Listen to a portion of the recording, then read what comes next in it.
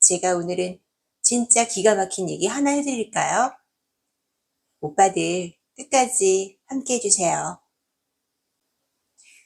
저는 올해 49, 남들 눈에는 번듯한 전문직 사장입니다. 돈도 벌고 집도 있고 자식도 잘 컸다 싶었죠. 아내는 현모양처였어요. 사람들 앞에 내세우기 딱 좋은 여자였습니다. 그런데 저는 몰랐습니다. 그 여자가 남자 없이 못 사는 줄은요. 아내를 처음 만난 건 대학 시절이었습니다. 그때 저는 가진 것도 없고 앞날도 불투명했죠. 그런데도 아내는 제 곁을 지켜줬습니다. 아내는 제가 첫 남자였어요. 손 한 번 잡는 것도 조심스러워했던 여자였으니까요. 그런 순수함에 제가 마음을 다 줘버렸습니다. 결혼하고 나서도 아내는 변함이 없었어요. 아이 낳고 집안 챙기고 제 뒷바라지까지 하면서 흠잡을 데 없는 현모양처로 살았죠. 저는 그런 아내 덕에 더 열심히 일할 수 있었습니다. 회사 일에 매달려도 집만 돌아오면 든든하다고 생각했으니까요. 저는 그게 행복이라고 믿었습니다. 그런데 그게 오래가지 않더군요.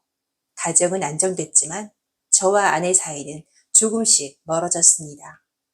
누가 그러던데 사랑에는 유효기간이 있다더군요. 그래요. 그 기간이 훌쩍 지나긴 했죠. 그렇게 우리는 말수도 줄고 부부관계도 연중 행사가 되어버렸습니다. 이건 의무감에 마지못한 일이었죠. 게다가 저는 돈 버는 일에 집중하다 보니까 회사 일에 더 파묻혔고 아내는 아이들과 집안일에만 매달렸습니다. 겉으로는 여전히 다정한 부부였지만 속은 점점 비어가고 있었습니다. 그 틈을 메우려고 했던 걸까요? 그때부터 다른데 눈이 돌아가기 시작했는지 모르겠네요. 그러던 중에 우리 회사에 젊고 싹싹한 격리 여직원이 들어왔습니다. 처음 면접 때부터 그냥 보자마자 마음에 들었어요.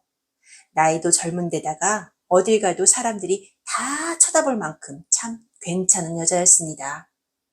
얼굴도 이쁘장했고, 그리고 말이죠. 진짜 다른 건 말할 것도 없었죠. 솔직히 남자라면은 다 똑같았을 겁니다. 눈이 가고 욕심이 생기고 그게 자꾸만 깊어졌습니다. 그녀는 또 제 마음을 아는지 자꾸 웃어주고 친절하게 굴더라고요. 저는 그때다 싶었습니다.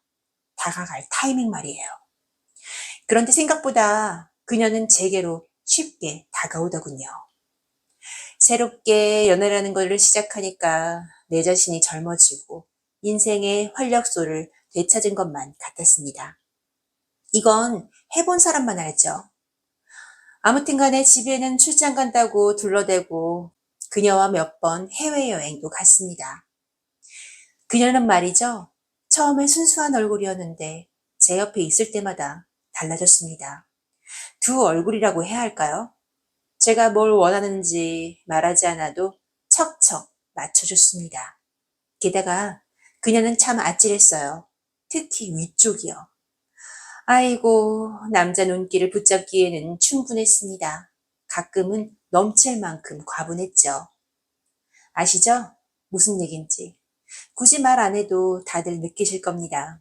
그렇게 깊어져 가던 어느 날 저는 또다시 출장을 핑계로 그녀와 펜션으로 향했습니다. 그런데 세상에 그 옆에 펜션에 누가 있었는지 아십니까? 바로 제 아내였습니다. 순간 심장이 덜컥 내려앉았지만 우린 서로를 모른 척했어요. 아내는 제게 친구들과 놀러 간다고 말을 했었죠. 그런데 그 옆에 앉아있는 사람은 친구가 아니었습니다. 아내보다 훨씬 어려 보이고 운동을 많이 했는지 탄탄한 몸매의 남자였습니다. 저와는 정반대였죠. 두 사람은 이미 오래된 연인처럼 자연스러웠어요. 뭐가 그리도 즐거운지 하하호호 웃어대면서 남자가 아내의 허리를 꼭 끌어안았고 아내는 고개를 기댄 채 그 품을 당연하다는 듯 받아들이고 있었습니다. 멀리서도 들려오더군요. 자기야 라고 부르는 아내의 목소리. 뭐 이미 그렇고 그런 사이인 게 분명해졌습니다. 그 순간 피가 거꾸로 솟는 것 같았지만 이상하게도 발걸음은 무겁지 않았습니다. 우린 서로 눈이 마주쳤지만 아무 일도 없는 듯 모른 척 지나쳤어요. 그날 밤 아내는 아내대로 저는 저대로 각자의 방에서 각자의 상대와 함께 시간을 보냈습니다. 돌아보면은 아이러니하게도 오히려 더 흥분이 되더군요. 나만 이런 게 아니었구나. 나만 죄 지은 게 아니었구나. 안도감까지 들었다고 할까요? 펜션 사건 이후로 저는 그동안 붙잡고 있던 불안감이나 죄책감에서 벗어날 수 있었습니다. 집으로 돌아와서도 따지거나 싸우지 않았습니다. 대신 조용히 서로 합의를 봤어요. 아이들 앞길 생각해서 절대 이혼은 하지 말자. 나중에 좋은 집안에 시집 장가도 보내야 하니까. 겉으로는 다정한 부부로 남자고 말입니다.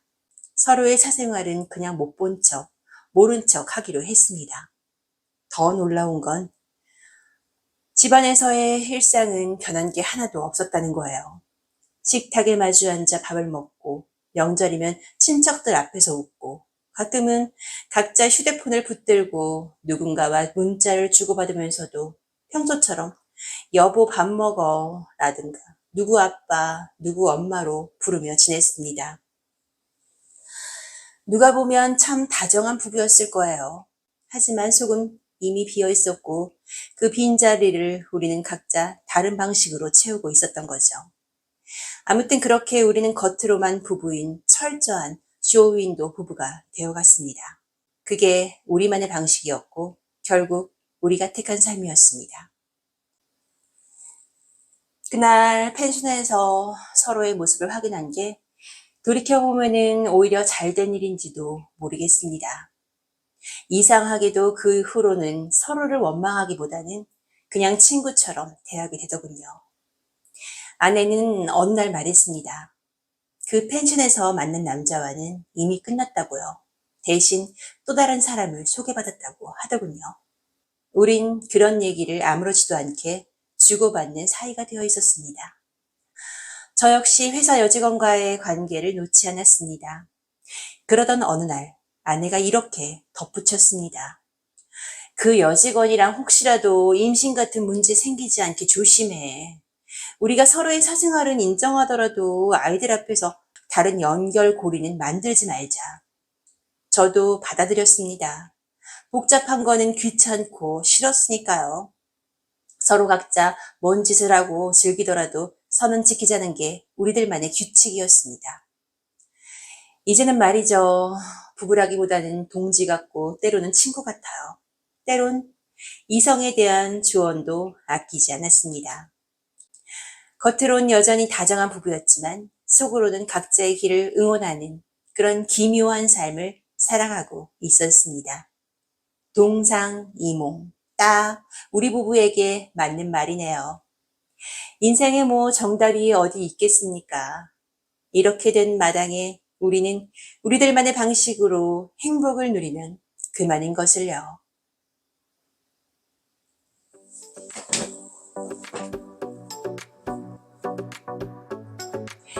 오빠들, 오늘 쇼윈도 부부 이야기는 어떠셨나요? 구독과 좋아요 오늘도 부탁드릴게요. 감사합니다.